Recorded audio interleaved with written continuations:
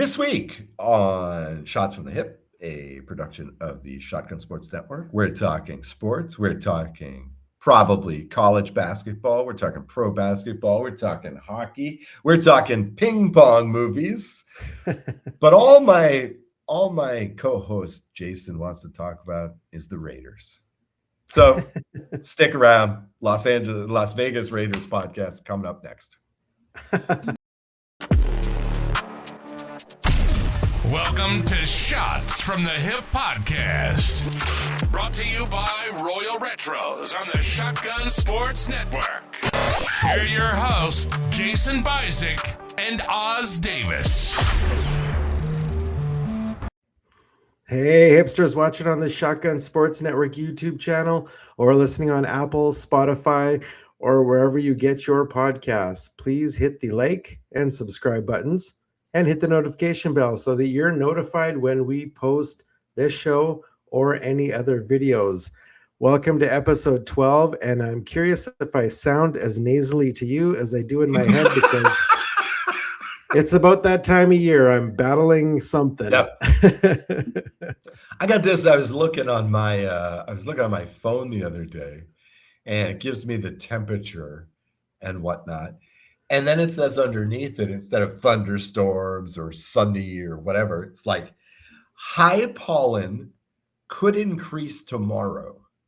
Something like this. And I'm just like, wow. Oh. I'm glad I don't have allergies. But I've got a wild theory for you. Okay. So I heard this. I love wild theories. Yeah, I'm full of them, I'll tell you. Through the past, 40 years or so, 50 years or so, especially in North America, there has been this massive increase in allergies, right? Okay, why is that? Well, think about this. When you do landscaping, all right, and you're putting up trees, flowers, whatnot, what do? Well, you kill the non-flowering plants. So what you've got is a lot of nice looking flowery plants that put out tons of pollen, but there's no longer receptors for it. Right? If we kept the non-flowering plants, then allergies wouldn't be nearly as prevalent as they are. But now there's something like your average American city, there's something like 40 times more pollen than should be. And that's why people who are mildly sensitive are now getting allergies because there's just too much of it out there. I mean, even somebody like me who has no allergies, I can tell when there's more of it in the air. I can feel it. Sure. Interesting. Absolutely. But yeah, is that wild? Makes sense. But, it is wild. That's the idea. But really, this podcast is about sports, not about medicine and allergies. Well, yeah, I mean, while we're talking about wild things, let's talk about a couple wild NFL topics. Mm-hmm. I don't want to hog too much of the NFL talk about the Raiders, so let's start with the Rams. Puka Nacua, Puka Nacua in rehab? Thanks a lot. Yeah. What's going on there? Okay, so, all right. You can look at this one of two ways. You can be sympathetic, or you can look at this like a cynical NFL fan. Okay, so what happened? Apparently, I don't really know about this part of it, but apparently he made some anti-Semitic remarks in public and then apologized for it. But this other thing is about accusations. I don't know. It sounds like kinky sex stuff to me, but it's being portrayed as an assault. Now, this is the cynical part. On one hand, yeah, I can see an NFL guy, in being involved in something like this. On the other hand, yeah, I can see a woman who wants to exploit this celebrity, for a lot of money. So I'm not sure about that. What's more concerned, well, and of course, again, if you want to be the cynical NFL fan, you can say, oh, yeah, he's in rehab because this is how you show contrition, right? Oh, really? I'm sorry. Here, let me prove it. And I'll go into rehab. Now, which is not to say that I don't believe that maybe Puka was, doing a lot of drugs, drinking a lot of booze. I mean, this is a guy who seeks contact out on the football field. So I wouldn't be surprised if he were messing around with palliatives, with muscle relaxants, et cetera, et cetera. What's concerning as a Rams fan is that now where the Rams are actually questioning trading this guy, releasing this guy. I'm looking at the piece now from a Rams fan website. It's like, look, McVay will drop these guys whenever there is a problem. He got rid of Jared Goff after Goff was in the Super Bowl with him. He traded away Cooper Kupp, Super Bowl MVP and fan favorite. He was the Rams version of Troy Tulowitzki. And,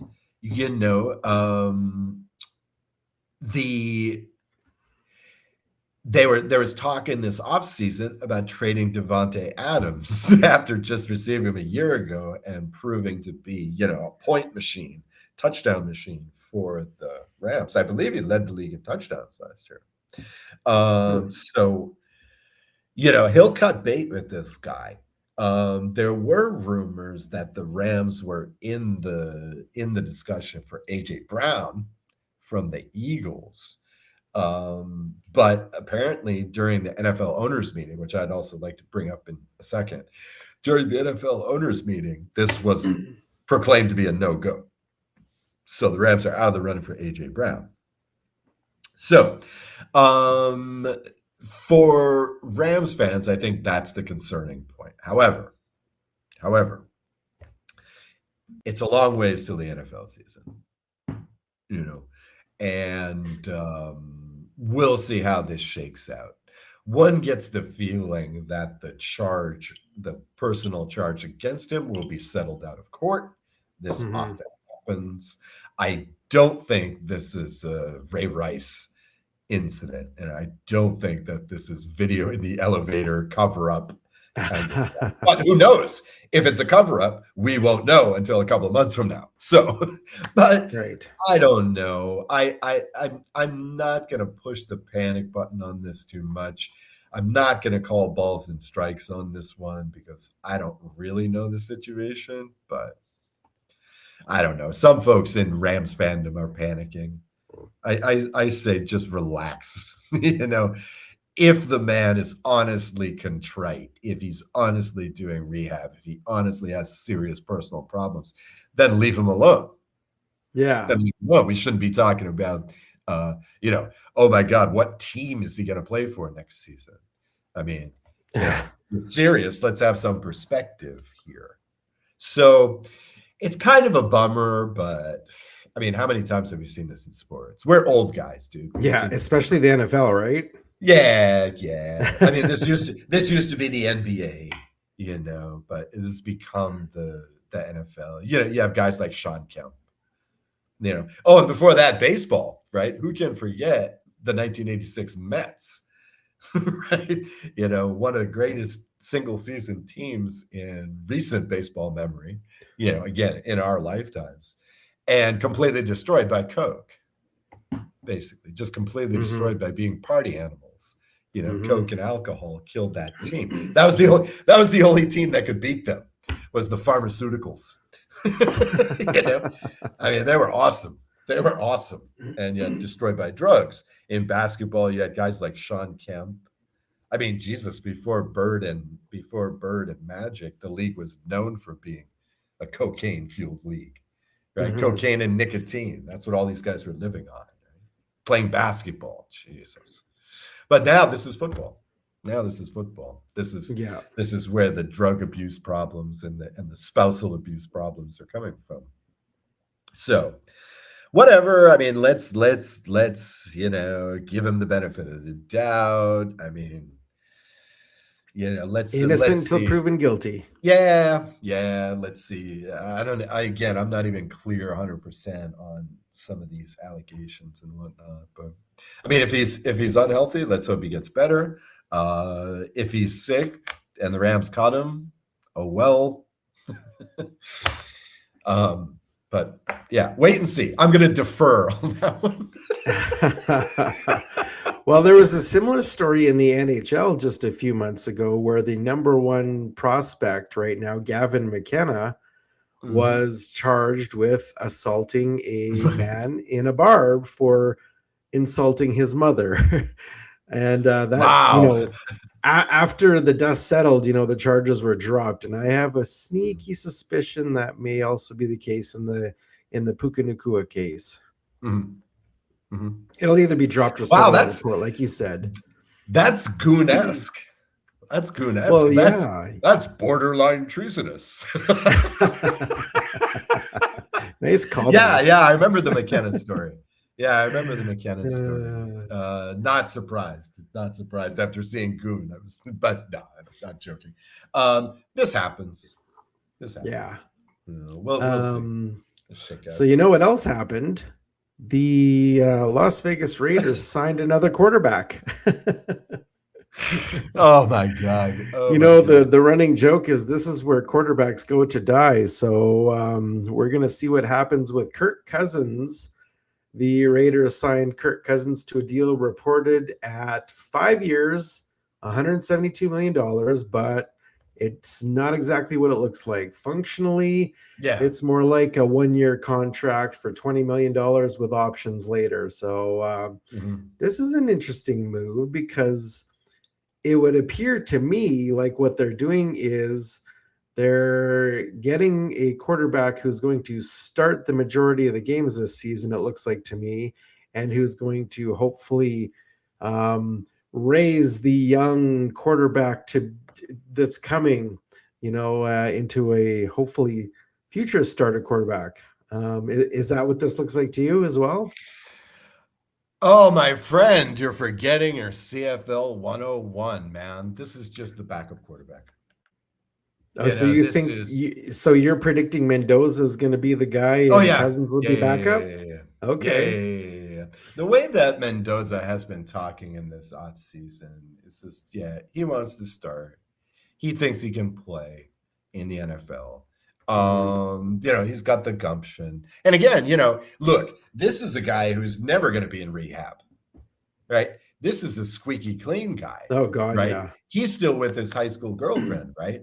He stayed with his college team, right? I mean, this is seriously. I mean, this guy is a straightforward, straight edge, kind of dude.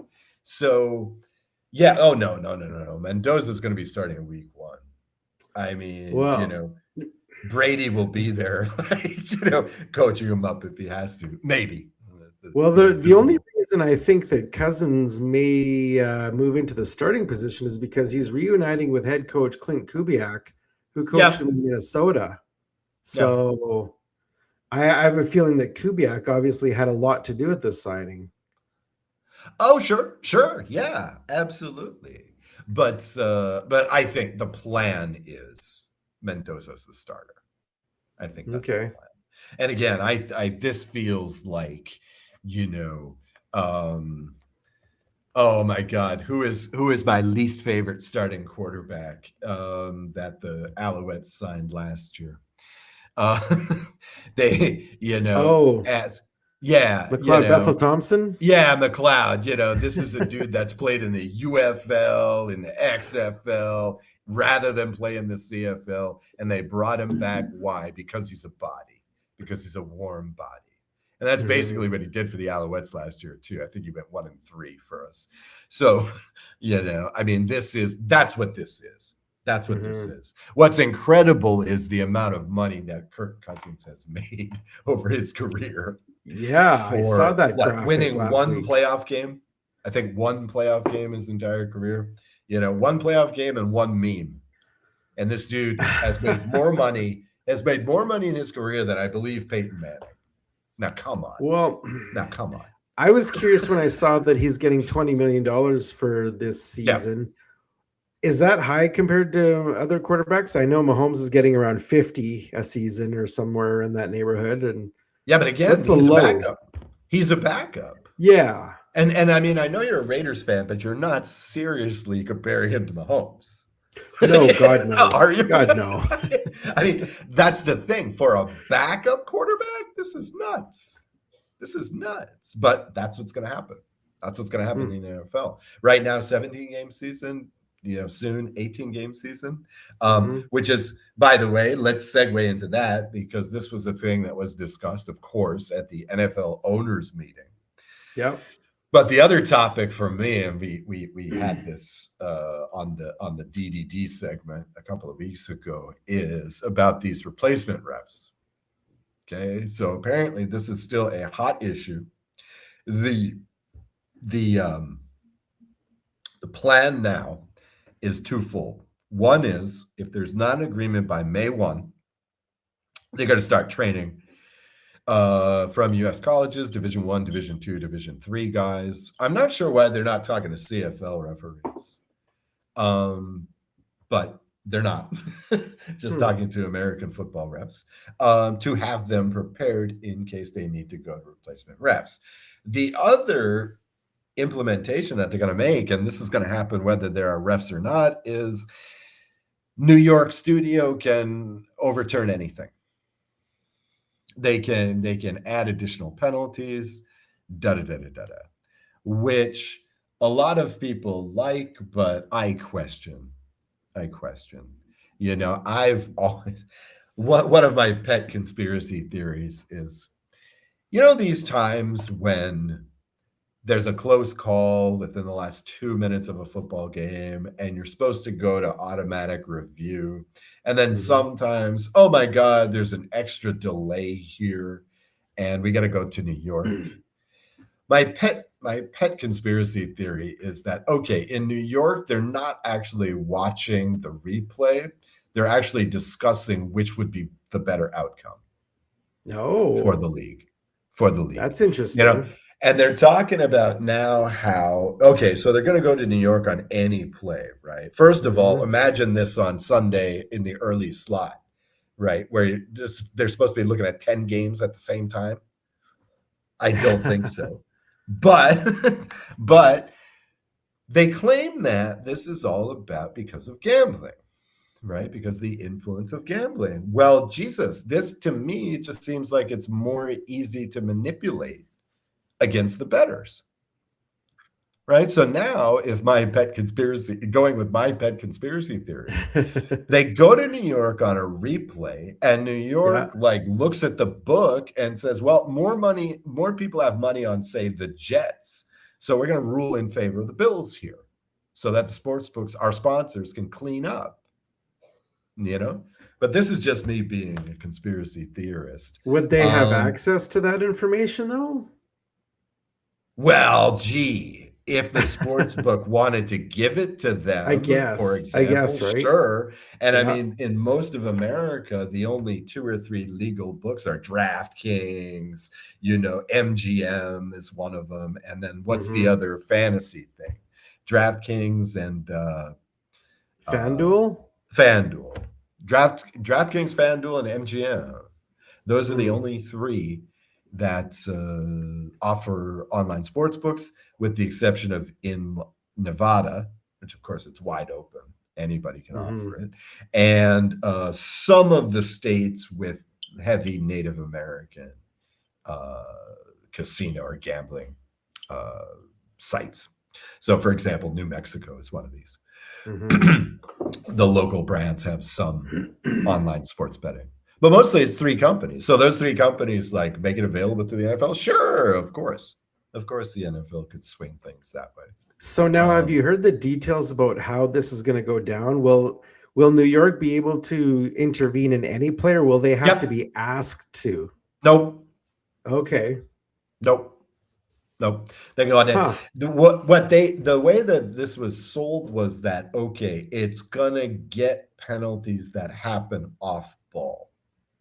right? So stuff like Oh. illegal contact, stuff after the play, like this. So not only do they have to watch 10 games at a time, they also have to watch 24 Yeah, players all at a 22, time. all Yeah, 22. 22 Yeah, players. yeah, yeah, yeah, yeah. They'll be watching that. There Oh. is you can get it through the NFL Network. There's the all 22, which basically just gives you, it looks like an X's and O's, right? It gives you this high up view. So you can see the little dudes all look like dots. Okay. So they already have that. So maybe that's just they'll be watching that live. Which would actually be okay, because then you can't necessarily tell which team's which. So you wouldn't know who you're ruling in favor of. So that might actually be cool. But one wonders about bias. If you put more human element into this, there's just more bias. I think. The way that a little bit on a tangent, but the NBA announced its Hall of Fame class for this year, and one of those getting in was Joey Crawford, a referee, right? Oh, and this guy, oh my God, this guy was most known for his pretty obvious hatred of the San Antonio Spurs. Like, when this guy officiated a Spurs game, they had something like 200% more penalties, the fouls, I should say, not penalties, per game and stuff like this. He really had it out for Greg Popovich and the Spurs, and bias, right? Pure bias. He didn't like the way that they played, or he didn't like the personalities, or whatever. I don't know. How can you hate Tim Duncan? I don't know. But, he did. And so, you worry about this. I mean, again, if it's like the Chiefs versus the Jets in a controversial call, all things being equal, who are you going to go with? The Chiefs, right? They know what they're doing. They have proper coaches, right? It must be the Jets' fault. Must be. Right? Like this. It's the Jordan rules, right? It's a close foul. Jordan's involved. Okay. Call goes Michael's way. Yeah. Right? Why? Because he's Jordan. Obviously, it's the other guy's fault. Right? And I feel like there's more of this Jordan rules element could come into play. The more times you look at something, the more the bias is going to favor one team or the other. And I don't care if they're doing this for the league. People have biases. They do. So I kind of worry about that a little bit. Okay, one other topic. Okay, check this out. I heard this tremendous story about the NFL owners meeting. Of course, one of the things that you do at the owners meeting is you have the group photo of all the owners. Right? No, I'm sorry. No, of all the coaches. All the coaches. Now, there's 32 coaches in the league, okay? If I told you one coach missed the photo because he was getting his hair cut for the photo, okay? What team do you suppose that would be? It's definitely not Andy Reid. It's totally in line with the team. I forget whether I forget again. No, I think it's the coaches. Yeah, it was the coaches. Is it the Raiders? No, the Cleveland it's not Browns. The Cleveland Browns. Right? The Cleveland Browns, who spent most of the time publicly talking about, Deshaun Watson and whether this guy is still a viable quarterback, because they don't want to have to start Shedeur Sanders, who recently threw 2 interceptions in a flag football game. I mean, come on now. This is, yay Browns. Again, worst team in the league. We talked about this last week. Worst team in the league, Cleveland, man. Cleveland. Not Miami. Worst football team in the league, but best hair. Oh my God. Yeah, right. 10 minutes too late. Oops. We're going to talk more. We're going to talk more about referees later, I believe, in the Triple Ds. Inevitably. How about some NBA news? What do you got in the NBA? Well, again, I mean, it's a tale of two seasons, because on one hand, we just have some incredible stuff happening, especially in the Western half, Oklahoma City Thunder, who tore apart my Lakers last week, figuratively and literally. I forget exactly how many they won by. I mean, they were up 30 after the first quarter. Oh my God, what a machine. I actually I wanted to ask you this. Um, how do you feel if your team is at the center of the hype? Right? I asked this because, okay, so the Lakers recently they went on the 9-0 run. Luka Doncic had a run of like 13 games where he scored 40 points. I think it was. It was a very nice outburst of scoring there. And everybody was talking about the Lakers. Wow, they're so good. LeBron James is so functional as that third option. Da, da, da, da, da, da. And then that's when things start to go to hell. I get very, very, very uncomfortable when the media starts talking about my team. Unless it's a situation where, well, it's not even the jinx. Okay. Like, here's my thing. All right. Here's my thing with betting and doing the CFL pick'em. Right. What tends to happen is most people, especially me, get on the bandwagon too late, right? By the time most people realize what's going on, it's about to end, right? It's already peaked. No, seriously. Yep. Once you hit a peak, that's when people notice, right? Yep. Lakers win 5 in a row. No big deal. 7 in a row. Okay. They beat the Nuggets. Okay. Now people pay more and more attention. But again, you can't sustain that. Yes, once in a while you get the undefeated New England Patriots. Okay, sure. But the years when you have, Steph Curry, leading the NBA in points and, the Warriors win 72 games. Okay, fine. Sometimes it happens. But most of the time you just, especially in a sport like football, but also in basketball, baseball, you get on the bandwagon, and that's when the bandwagon's, pulling over to the truck stop, 9 times out of 10. And so I get really uncomfortable unless my team is dominating when they're in the spotlight. I mean, like, what do you think? If one of your favorite teams gets the media attention, I mean, we're not talking about the Raiders here, but one of your favorite teams, because anytime the Raiders get media attention, it's not positive. I was gonna say 9 times out of 10 when one of my teams gets media attention, it's negative. Yeah, that's not true. That's not true. Let me give you a couple examples. Okay. Calgary Stampeders used to be the cream of the crop in the CFL. Bo Levi Mitchell led the league and everything, and was I think he started his career with like 18 wins and 2 losses or something crazy like that. And well, for a long time, he may still hold the record. He's got the best winning percentage as a starting quarterback in history for at least like 6-7 years with the Stamps. He held that. That could be. I mean, he was just born winner, or at least, drafted into a winner. And I can even use the Calgary Flames as an example. I don't remember the year. I want to say it was 2020.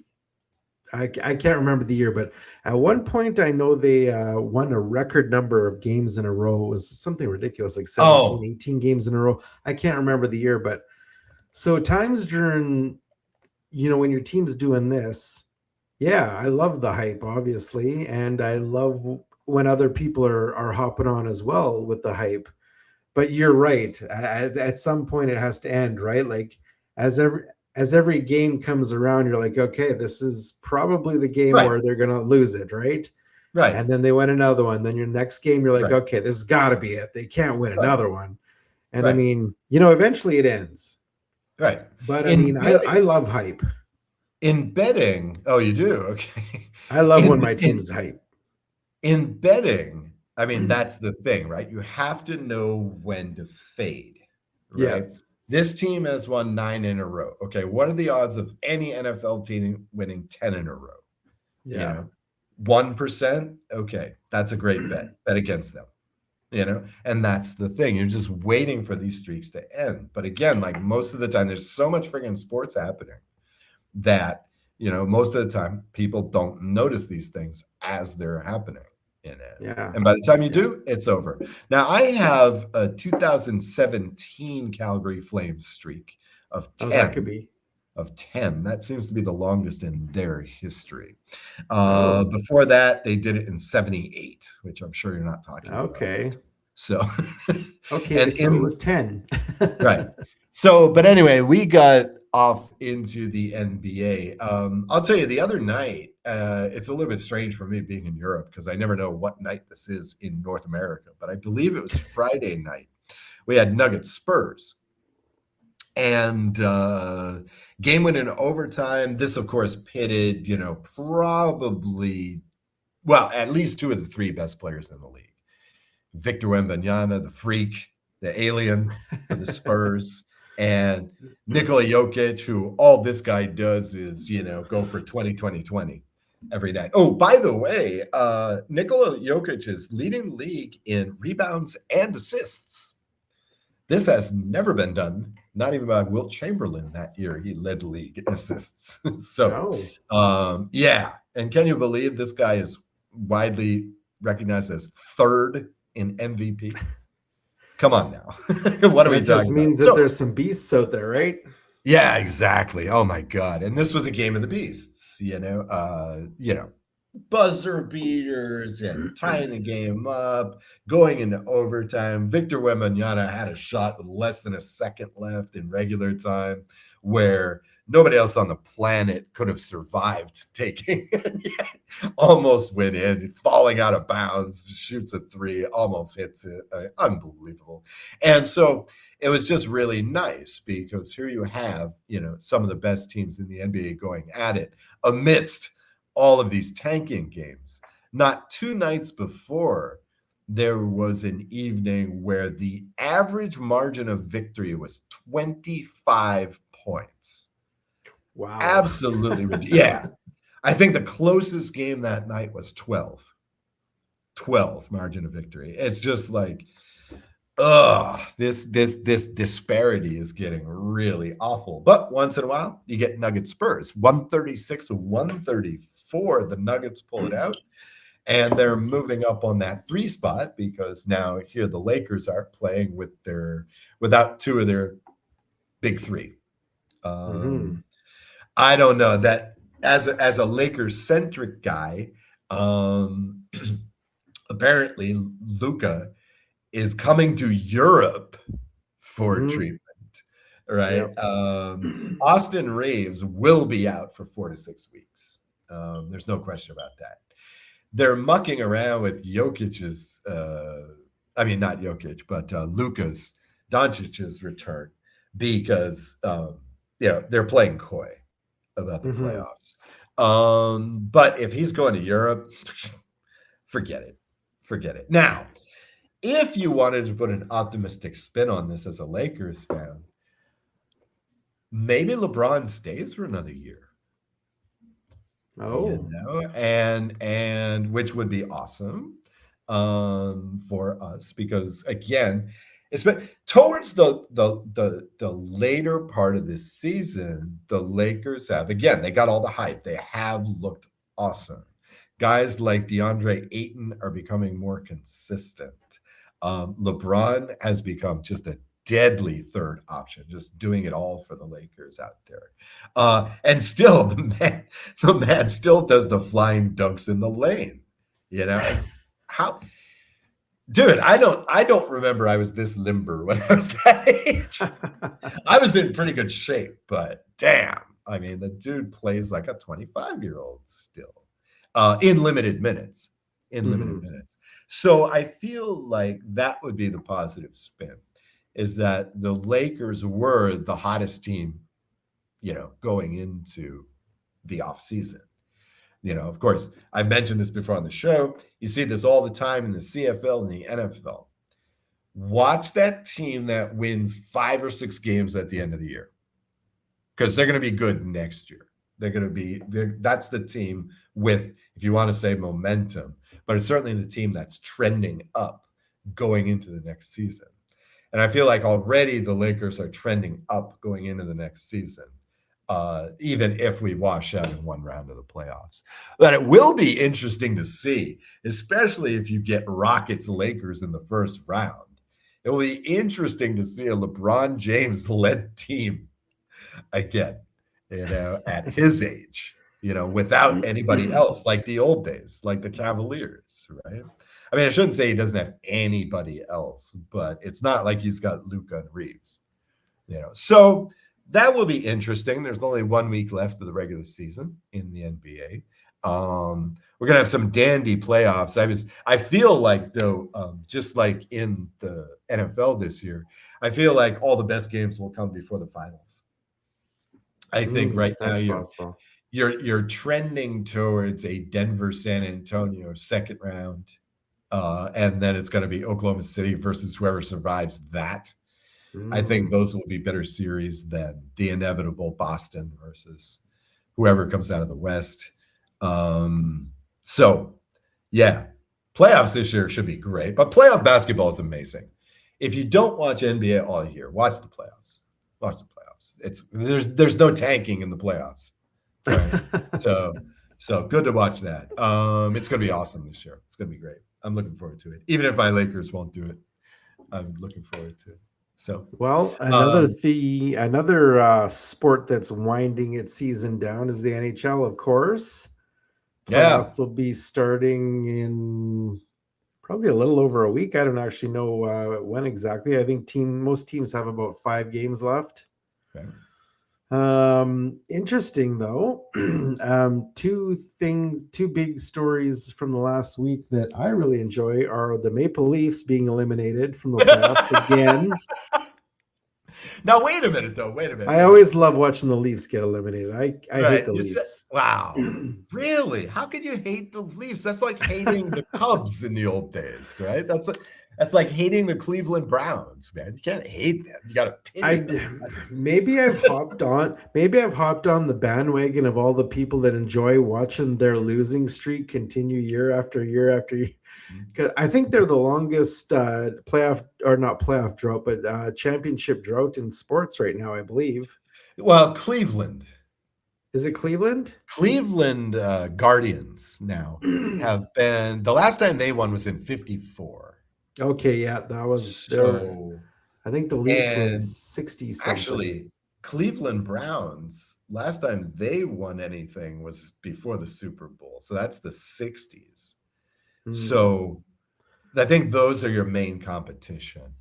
Right? Yeah. The Cleveland team's great. Great. Now I know you're not a huge hockey guy, but yeah, I wanted to ask you this though. You said in the extensive production meeting, you said that this was typical, but I thought the tradition is that the Leafs were supposed to make the playoffs and lose with in the first optimism. Yeah, with optimism from their fans, and then lose in some terrible way. They're the Dallas Cowboys of the NHL, right? Yeah, either or. Who haven't won a championship since the 1990s, by the way. They haven't even been in a Super Bowl since Troy Aikman. Wow. Either or. They're either eliminated from playoffs or, like you said, make it and lose out in the first round.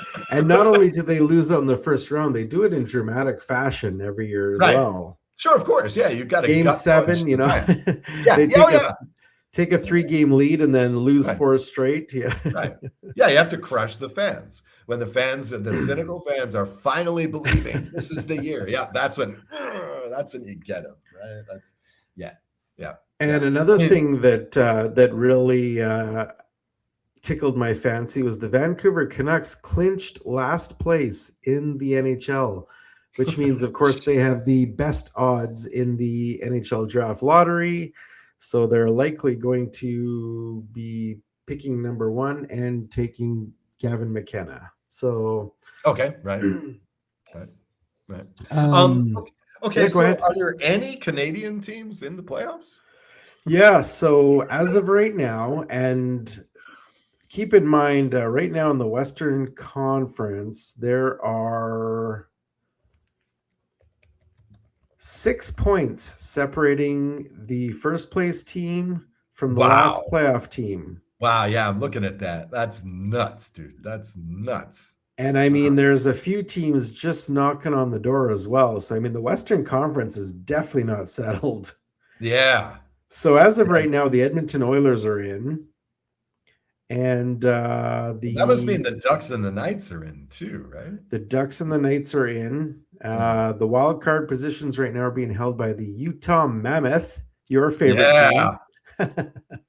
Wow. Actually, I back And the Kings, but it's definitely my favorite team the name. Kings are knocking on the door. They're right there. Yeah. So Finally. they Been a while. might squeak in Yeah. as well. Yeah. Other than that, the Montreal Canadiens are in the East. They have clinched a spot. And as of right now, the Okay. Ottawa Senators are in a playoff spot. But again, there's 3 or 4 teams just outside the bubble who could take them over as well. So what are we looking for in the playoffs? Are we destined to get the friggin' Lightning in the finals again? I mean, is Buffalo going to man, come out of the East this year? It's I, I Montreal.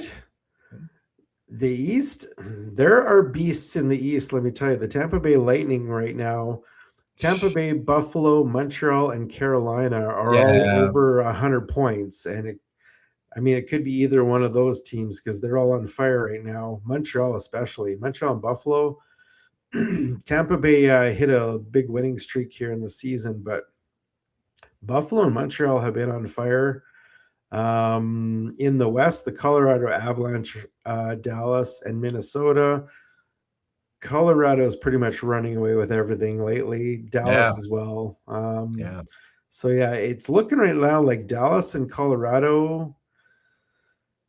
Now, technically, they could play each other in the Mhm. Western Conference in a roundabout way, even though they're Mhm. in the same division.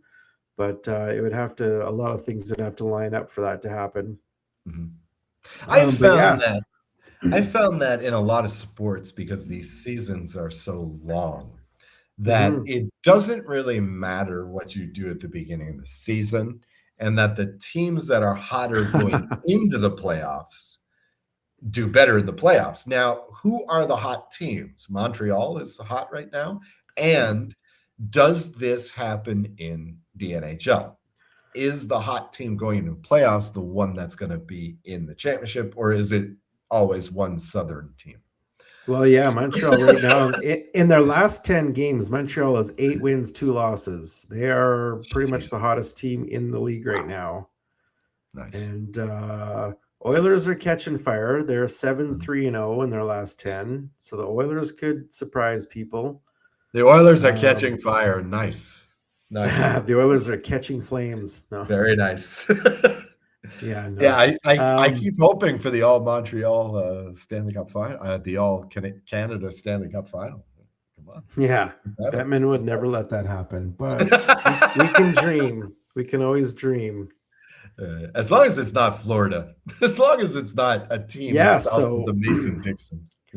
Yeah, so interesting to note that the Florida Panthers, who are 2-time defending Stanley Cup champions, have officially been eliminated from the playoffs.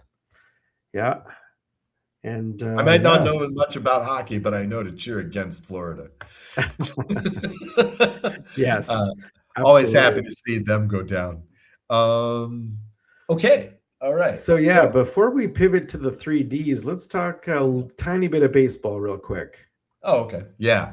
Tiny bit. So the Blue Jays started hot with 3 wins in a row.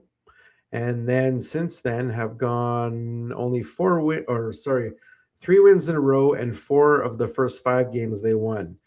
Since then, they are on a 4-game losing streak, and they probably lost again to the Dodgers because I think they were losing last I saw. The Dodgers seem to be rolling right along nicely.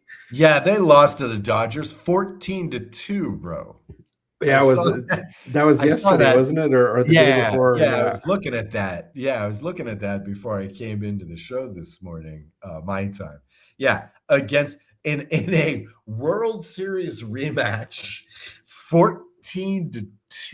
Oh, that was today. That was just today. Yeah, Okay, the Dodgers over. Yeah, the Dodgers man. over the Jays. Dude, come on.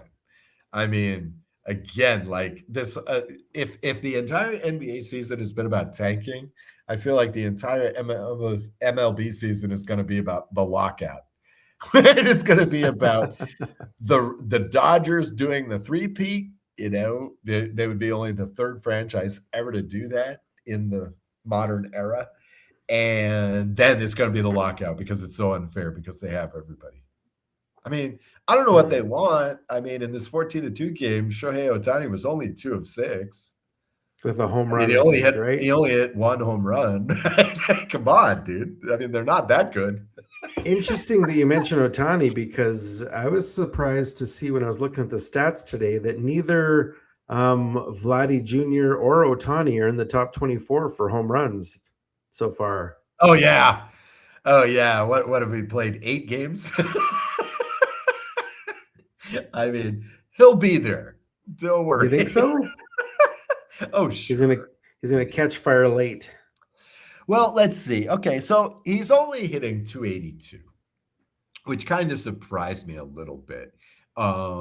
Seeing as how, he got warmed up in the World Baseball Classic, right? And he Mhm. actually had a pretty good classic. Didn't have to pitch, but damn, hit a lot of home runs, did a lot of hitting in that competition. So I thought he was going to come out running. And, 282 is nothing to sneeze at, but we just Mhm. got spoiled. We just got spoiled by Ohtani. I mean, here you are telling me he's not in the top 25 in home runs. It's just like, we're spoiled. We're spoiled. But I'm sure it will all work out. I mean, these are the Dodgers. They're dominating right now. So Well, I guess that's interesting. Yeah. not only are they not in the top 25, I'm looking at the top 25 and I hardly recognize any names. Yeah. Oh, Judge is in there, of course. Oh, of course. Yeah. He's probably also number 1 in strikeouts too, right? I mean, you got to love the Schadenfreude. I mean, Judge is an awesome player. He is, but it's fun to pick on him. It's fun to pick on him. Just like, for example, picking on the Rough Riders last year. I mean, yeah, it was a very good team, but it's still fun to pick on them. It's always fun picking on the Rough Riders. Oh, sure, of course. You have to. You have to. It's just like Judge. You have to. If you're a baseball fan, you have to pick on Judge. You have to. If you're a CFL fan, you have to pick on the Riders, man. You have to. This is true. This is very Oh, true. also one other thing before we move on. Yep. What else do you have in baseball? Is your favorite baseball team the soon-to-be Las Vegas Athletics?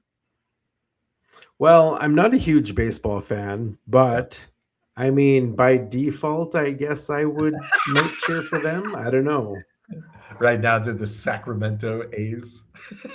Sacramento A's. Yeah, except they're not though. It's so funny. It's the stupidest thing ever where they're playing themselves as the Athletics. Right? So you look in the standings, it's like Boston, Toronto, Yes. Athletics. Yeah.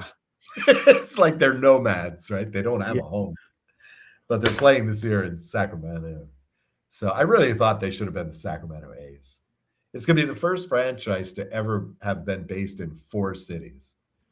And if they threw in the Sacramento, then they'd have 5. That would be awesome. What a history for this team. I'd be really interested to see when they move to Las Vegas if they rebrand, and instead of having the traditional A logo, it's like an ace of spades card or something. Oh yeah. Yeah, I get the font. Yeah, I get the font for the ace of clubs. It's sponsored by Bicycle. The Las Vegas Bicycle A's, right?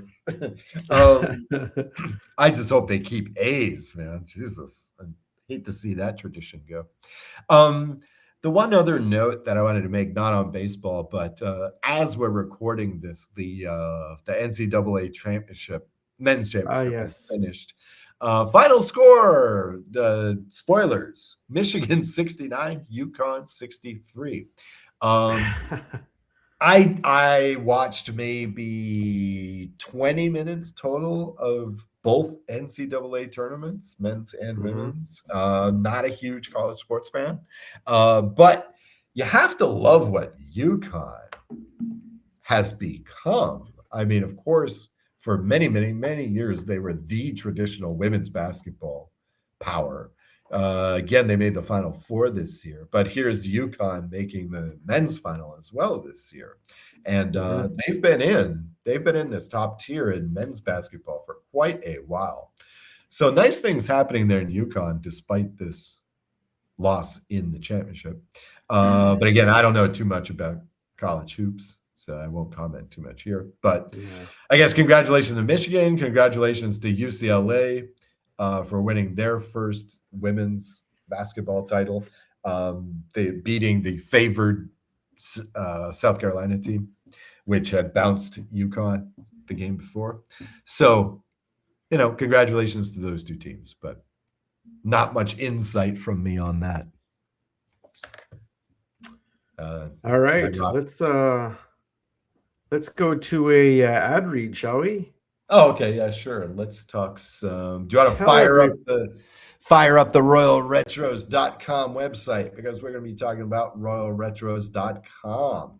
RoyalRetros.com is a great one-stop shop for retro memorabilia. They sell the ball caps, the jerseys, the t-shirts, the long sleeve shirts, the hoodies, the jackets, and much more. Some authentic reproductions, some redesigns, some reimaginings of former defunct teams from leagues like the USFL, the Arena Football League, the World Football League, the XFL, Football Canada, the IHL, defunct National Hockey League teams such as Quebec Nordiques, Minnesota North Stars. Yeah, some great right there. logos there. We've got stuff from the WHA, Go Hartford Whalers, stuff from ABA basketball, stuff from the old Negro League baseball teams, and the Pacific Coast League teams, among others. There's lots more there. They're adding new stuff constantly over there at RoyalRetros.com. And for listeners of this show, if you go to RoyalRetros.com, you get 10% off with any purchase when you enter the promo code SFTH. That's shots from the hip at checkout. RoyalRetros.com, your one-stop shop for retro memorabilia. Enter promo code SFTH for 10% off. Shop today. Yeah, we also have a second sponsor. The Rampage Coffee Company has partnered with us to keep all of our hipsters caffeinated. They don't just do coffee, they also have barbecue rubs and a full line of merch like hats, mugs, t-shirts, stickers, etc. You can head on over to rampagecoffee.com or hit the link in the video notes and use the code HIP10 for 10% off your order. As a sports fan, I feel you gotta have the caffeine. It's very imperative. And apparently the barbecue sauce. I mean, that's barbecue rubs. Yeah, that's a strange combination there. I wonder if they're going to open up their product. I imagine they would after a little while, but yeah, your one-stop shop for a coffee and barbecue rubs. I'm gonna make it a point to try that this season. Go for it. Yeah. Should be dope. If I ever get over to North America, I certainly will too, but I can't imagine what the shipping would be like. Actually, I should try that. You should try it. International fans, see how that goes. I'm afraid I'm going to pay 100% on postage, but and you may not receive your package, but oh god. Yeah, well, the Hungarian post office has a reputation, that's for sure. Anyway, barbecue rubs, yeah, at Rampage Coffee. Check it out. And the only what's thing the, better what's than the promo code? We have a promo code, right? yeah, it is HIP10. Right. Hip for all our hipsters. That's you guys. You guys are hipsters. We're not hipsters. You are. No, my kids tell me I'm not hip. So Oh no, of course not. Of course not. Dude, your grandfather, man. You gotta be careful of your hips, man. At that point. Remember Bo Jackson. Oh yeah, yes. Hey, All let's right. head into the premiere segment of the show. Right. The Triple D's discuss, debate, or defer. Right. This week, of course, it is my turn to surprise Oz. Actually, it's not a surprise. In our very lengthy production meeting, I give him the topic so he can prepare, so I don't blindside him. What were you going to say there? Oh, well, I was just going to do, in case there's any first-time listeners out there, the kick is this. This week, Jason comes up with 3 topics. And we're going to decide which of these topics we would like to discuss, which we would like to debate, and which we would like to defer and or delete. Yeah. To do the next segment of the show. So Go ahead, hit me with the topics. Hit the listeners with the topics. All right. Topic number 1, early pick for best NFL team next year, or this year, I guess it is. The Chiefs, the Rams, the Bills, the 49ers, or the Seahawks. I gave you 5 choices to pick from because I couldn't decide a top 3. Oh, okay. Topic number 2. Speaking of referees earlier, should referees, umpires, etc. be held more accountable for bad calls? And the third topic, which is the first of our deferred topics to be brought back into the show. However, it could be deferred again. You never know. Should college athletes be paid? Okay. Mr. Davis, discuss, debate, defer, delete. Okay. One of these topics. Okay. So first off, let's defer on the referee umpire question. Okay. I talked a little bit about NFL referees at the beginning of the system. The Major League Baseball has put in this ABS challenge system, which is quite wild. It really kind of flips the game on its head a little bit from tradition. So let's talk about that one in the future. Again, we have to wait for the NFL. May 1 is going to be a big day, because if in fact the referees say they're going to go on strike, then we'll be talking about that. That will be the issue of the week on May Day and those weeks in there. So we're going to defer on that one right now. Okay. We're gonna defer on that one right now.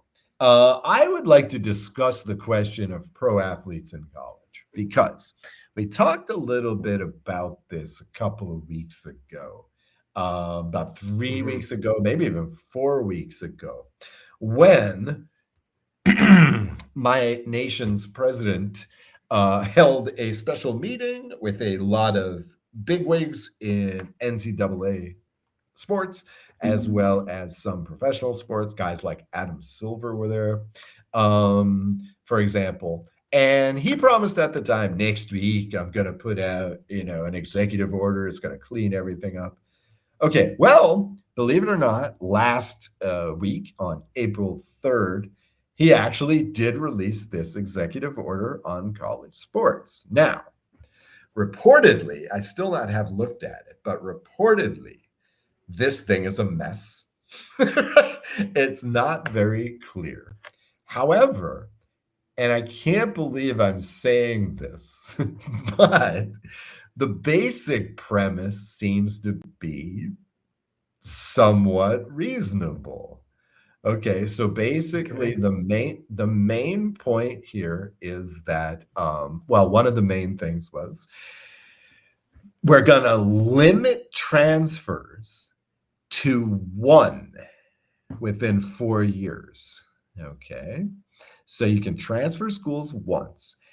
If you're in there for a 5th year, you can transfer again, but only if you finished your bachelor's degree, right? Which is kind of weird because what does this mean? We're going to have a bunch of grad students playing college football now. I can see it in some other sports, but graduate school is a grind, man. I've done it. It's a lot of work. And they don't just float you through like for a bachelor's. So that was one part of the deal.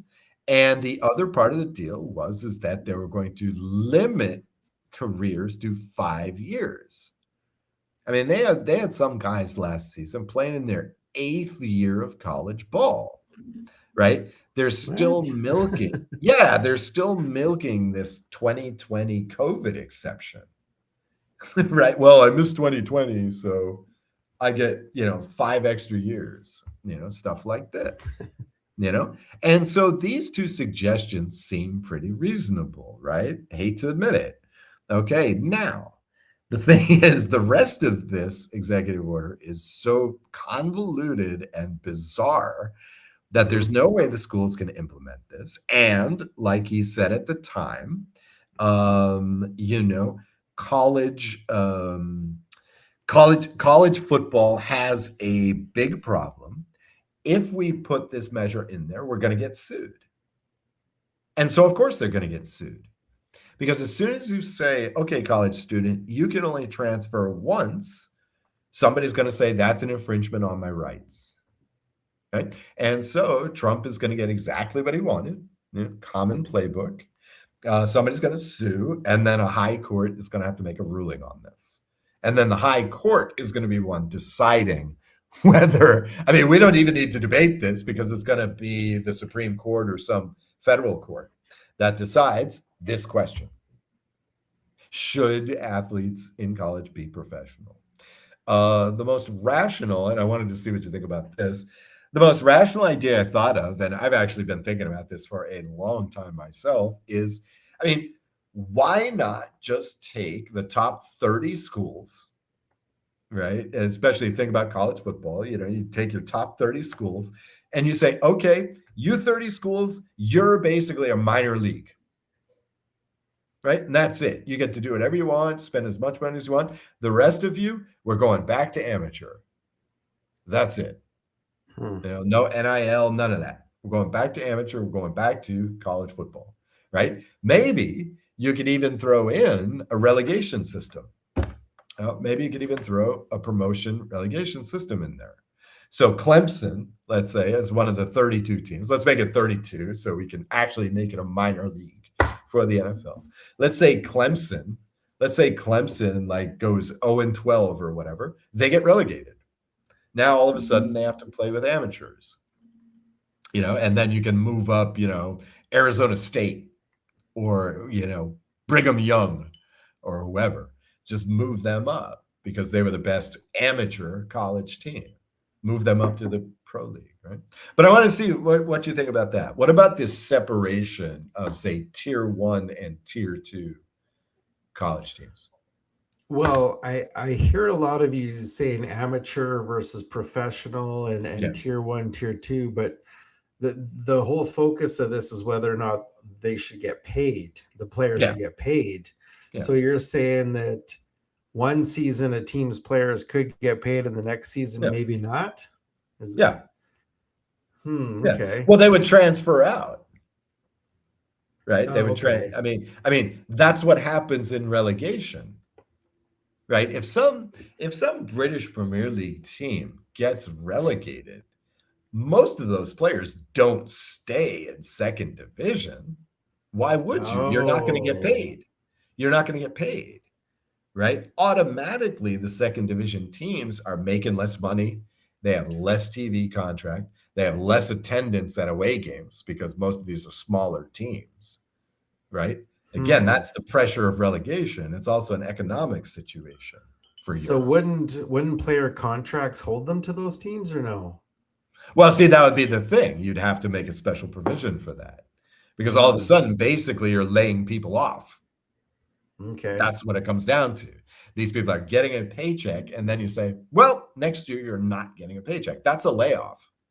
That's all that is, right? But again, some of these guys go on to the NFL. Some of these guys are actually there to go to college. Okay, they stay there. And then the really good ones just transfer to another team, right? That's the deal. But I don't know. I think really that's what ultimately will happen anyway, right? So you say, okay, all college athletes can be professionals. Well, what chance does University of New Mexico have? Yeah, we'll get the best players. We'll get the best players in New Mexico. But guess what? We've always gotten the best players in New Mexico at UNM. Always. Maybe some from West Texas. But that's who we get. University of Minnesota. Who wants to go play football in Minnesota? Minnesotans. Maybe some Canadians. But, seriously. I mean, if I can get paid, somewhere else, I'm going to do that, And so it's just it's a mess. It's a mess. And now we're going to wait. We're going to wait about another year and a half until a court gets this thing. And then they're going to decide. Should athletes be paid? Probably. I mean, it used to be that the college education was enough. But the truth is, ever since deregulation now, these colleges make a lot of money on these sports programs, especially football and basketball. So you have to. I mean, to make millions and millions and billions of dollars and not pay the dudes doing it. Wow. And not pay the product. Right. Yeah. I mean, that's mega capitalism right there. That's exactly the opposite of workers control the means of production. Workers produce everything and don't get paid anything. Come on, that's not fair. So you got to. Yeah. This has got to be addressed on one end or the other. Yeah. Teams are going bankrupt. I mean, colleges are going bankrupt. Because of overspending. And that's insane. So now the educational institution is enslaved to the game, to the sport. I thought college was about education. Now it's turning into being about sports. Some of these schools. It's just yes, that's true. So should they be paid? Yeah, in theory, yeah. But what's really needed is an overhaul of college sports, especially basketball and football. In America, those need to be overhauled because they just don't work like that anymore. There's too many guys on a football team to pay college guys. Too many. Unless the NFL wants to subsidy college football. Which would be another one. But again, that they would probably subsidize 32 teams. They'd probably subsidize 32 programs as a feeder. As a feeder league for the NFL. I don't know if they could do that. The NFL doesn't make much money, do they? No, not at all. Not at all. I mean, what did they sell the last expansion team for? Like $4 billion, $5 billion. The next one, $10 billion. Okay, so all right, now I want to debate this evil question about what's going to be the best team. What's going to be the best team in the NFL? Okay, now, by best team, you don't necessarily mean the team that's going to win the Super Bowl, right? Well, I mean, very rarely does the best team ever win the Super Bowl, but not very rarely, but often. I don't think the Raiders have won for a long time. Oh, God. Well, the last time they played was the year after Gruden left and the year their center flipped out before the Super Bowl and went and partied in Tijuana, Mexico, and missed the game. So that was the last time the Raiders were even in the Super Bowl. Allegedly, no. Yeah, right. Yeah, that's what they want you to think. But all right, let's talk about this one because let's debate this one. I mean, okay, you said you couldn't even pick a top three. Do you have an answer to this?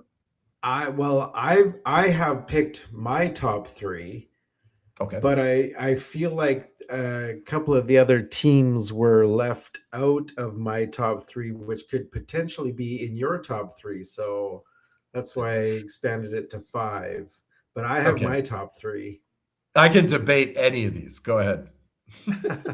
Go ahead. Well, I'm curious to hear who, before we debate them, who are your top three? Wow. Just list your Uh, top three, and then I'll list mine, and then we'll debate because I'm sure we're probably not going to agree on these three. uh, See, that's the thing. I really get the feeling that it's not one of these teams. Like if you could give me the field, I might take it. But if I got to choose from these three, it's Rams, Niners, and Chiefs. Like in that In any order, order. you have In the any Chiefs order. number one. Oh, in In any any order. order. Okay. Yeah. Yeah. All right. Yeah, I So had what? the Ravens, Niners, and Chiefs. Okay. The Ravens. Wow. Go into that well again, huh? New coach? New One of coach? these years they're going to be good. Damn it! Right. So new coach makes you the best team in the league. I don't know. I See mean, again. he's a consistent coach. Mhm. Yeah. Okay. So because the thing is, I was looking at this list and I just see flaws in all these teams. Um, One of the bits of news that I did not enjoy hearing about, besides Puka Nacua, is the fact that the NFL is opening the season in Australia, Yeah. and the game is between the Rams and the Niners. Basically, what the league is saying is okay, you two teams are going to start 1-2, right? Because Yeah. you talk about the NFL has solved the problem of going west to east, east to west. Okay, they've solved that jet lag problem. Even teams like the Jaguars are able to adapt to the England games. Okay, no problem. But Jesus, Australia, you're going past the international date line. They're like that messes with your bodies in ways that sports medicine cannot answer to. Not if you fly the other direction. Not if you fly through the earth, right? I mean, come on. Come on. I mean, it's the point here is that this is gonna like destroy these guys in a lot of biological ways. And so again, I'm Yeah. expecting the Rams and Niners to start the season 1-2. Yeah. Honestly, somebody's got to win this game. But man, they're going to be sleepwalking for a couple of This weeks. yeah. This could be a whole other debate topic because I'm not a huge Jeez. fan of all these international games. You get why they happen, Well, but I do. I I mean, get why they happen, but I don't understand why they have to be regular season games. because no one's going to see an exhibition game. I guess. I mean, the truth is, you go to, okay, with the exception of the England games, and even in large part the England games too, but the fandom for these games is like expats. At least the games in Europe, like the games in Germany, the games in England, it looks like a science fiction convention. Literally, you see every jersey from the NFL. And again, most of these folks are Americans or Canadians, that are just expatriated. Now, country like England, country like Australia, they're pretty sports mad anyway, right? So they'll pretty much see anything. You put something in Wembley or Tottenham Stadium, they'll go see it. The Brits, and they'll probably bet on it too in England and Australia, right? Which is also key for the NFL. But they did this in the major leagues in the years before COVID, where they had opening day in Japan. It's like, now come on. You want to do games in other countries, fine, but not opening day. And this opening day NFL game is gonna be on a Wednesday? What? This is not a football day. Not even the CFL plays on Wednesdays, unless Orange is the commissioner. And then once in a while you do. But and you've got problems in Toronto. But you know, you don't play football on Wednesday in Australia. Come on. What is this? I mean, if you got to do that, you do that in the middle of the season and you give the buys, you know, but Jesus, what are we going to do? Give a week 2 bye? I mean, this would have been great, you know, in the 18 game season, because apparently they are going to do 2 buys when they do that. So we will have a 20-week football season in the NFL. That would have been fine. Okay. Play week 1 in Australia, you know, but then week 2 is a bye. You know, that's it. And then your next your next bye is like week 10. You know, that's fair. But this is stupid. So that's going to put them into a hole right from the start. It's tempting to go with the Chiefs, because again, I'll tell you this. I'm betting every Chiefs over this year. I don't care how high it is. I'll just play the over every year. I was looking this up, okay? In the past 3 years, the Chiefs have played 58 games. Okay, now, against the spread itself, that's pretty reasonable, okay? Because as you would expect, they are 28, 27, and 3 against the spread. That's the way the spread is supposed to work. Wow. However, on the over-under, okay, now you're not much of a gambling man, right? I do. I dabble a little bit. Okay, great. So let's talk over-unders. Okay, in 58 games, how many times do you think in the past 3 years the Chiefs have hit the over? Well, since you've already kind of spoiled it a little bit, I'm going to say 43. 18. Oh. 18. Oh, you said you're going to bet against the over. No, I'm betting the over, because again, you have to fade this. This is the period after which Bieniemy left the offensive coordinator position, right? This is what's been happening for the past 2-3 seasons. The Chiefs have been burning bettors on these over-unders, right? Again, the 40 times out of the last 56 games, that's 2 games out of 3. The under is hitting in Chiefs games. That's why I'm saying, man, this is going to bounce back. The Chiefs are going to be the highest scoring team in the NFL. Maybe the Cowboys again, but the Chiefs are going to be a machine this year on offense. Bieniemy's back. They have a running back now. They're probably going to sign some receivers. Kelsey will play half the games. I mean, this is the first time they've had a running attack, and hopefully they'll get some, you know, offensive linemen to be up to spec. This has been the shaky part for them ever since that year when they played Tampa Bay in the Super Bowl, is that, you know, the offensive line has been and Andy Reid's a lineman, so I don't know what's happening here. But that's going to be the highest scoring team. But Jesus, I don't right now, I don't know who I could pick. I'd have to go with the Chiefs. But I could debate any of these teams. It's not the Bills. It's not the Bills. I'm going with the Niners. Yeah, the Niners, it's tough to debate that. That would be, and I mean, again, for the 3rd time in 8 years, we might get Chiefs Niners. Pretty wild. That would only be the 2nd time 2 teams have played 3 times, and never in such a short time period. The only other one is, do you know?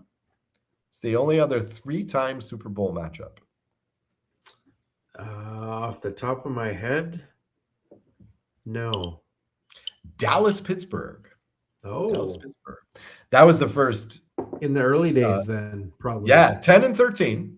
Well, there was Super Bowl 10, Super Bowl 13, and it was the last time the Cowboys won. was Barry Switzer. But when Barry Switzer was the coach in his second year, they played Pittsburgh, and that was with, I believe that was with Cower. Cower was the coach that year, I believe. And then later on, Pittsburgh won in that Super Bowl against the Seahawks, which Seattle fans still hate. They still feel they were robbed in that Super Bowl. So, Cowboys-Steelers. So this would be the first time since Cowboys-Steelers we got that 3-time matchup. I would not be surprised by that. San Francisco is always lurking. It's hard to believe they were the 5th seed last year, but that's just because, or were they they were the 5th seed last year, right? Hard to believe, seeing as how they were probably the 3rd best team in the NFC, but that's that division. It won't be Seattle. And I don't think they've changed much this year either. The Niners, no. Yeah. No. So they're running it back with the same team. Right. Yeah, they got Williams back. That was a big deal because there's rumor that he might be out there. The secret MVP of the league. So that's key.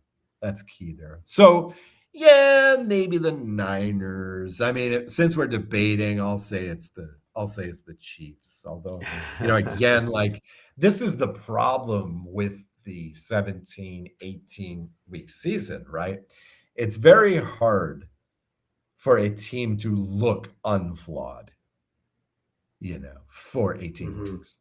Weaknesses are going to show up, right? With the Rams last year with special teams, like weaknesses will show up.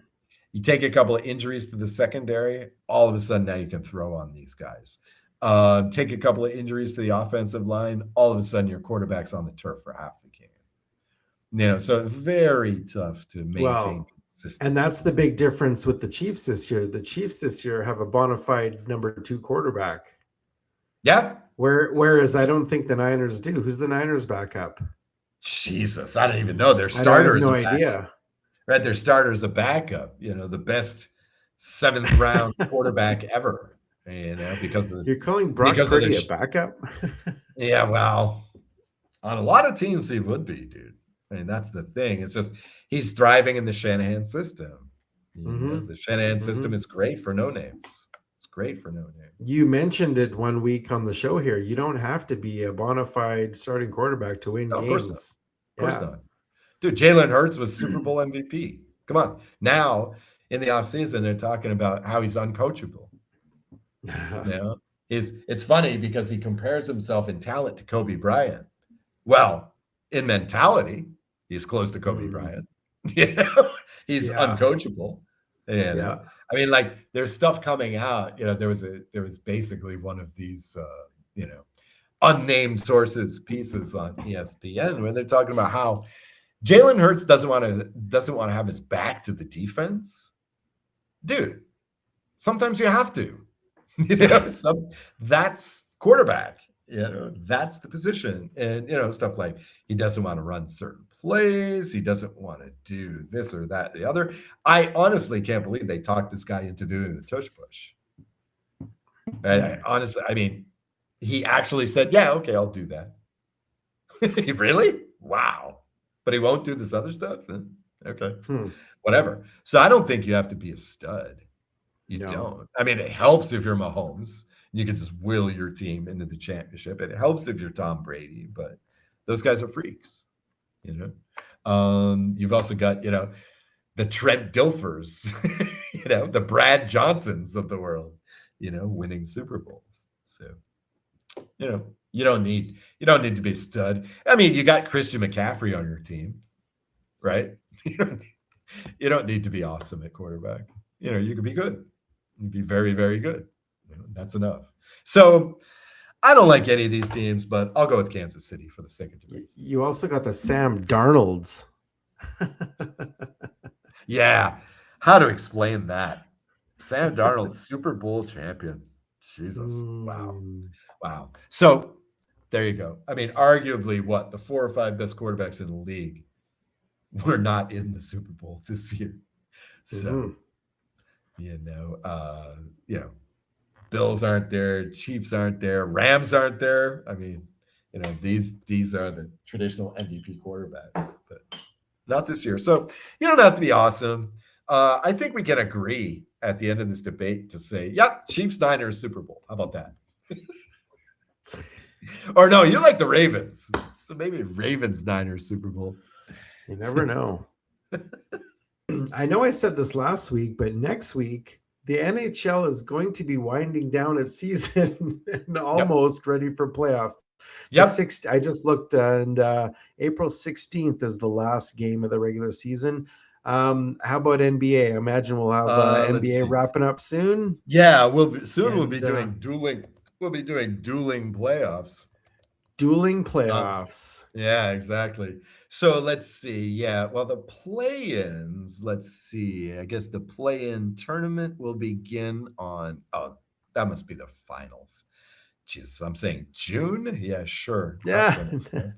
Let's see. Okay, so the NBA playoffs begin on April 14th. Is the okay? So the same week. Yeah.